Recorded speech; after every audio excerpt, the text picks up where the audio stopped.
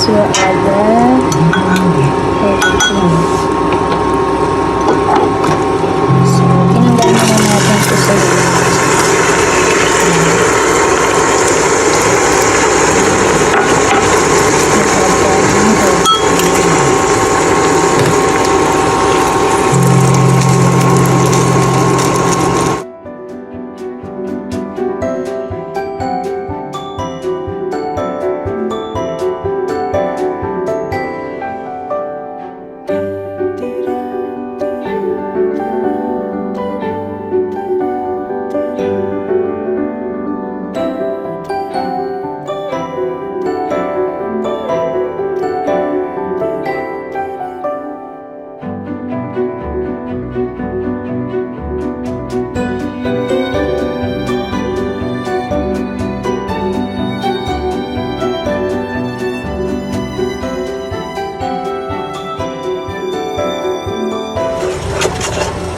Ayan, may caramel na tayo.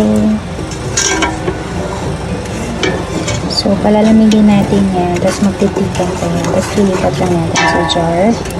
Then, pwede natin i-store sa ref or kung gagamit na siya sa coffee or sa cake. Yan, doing this because I will make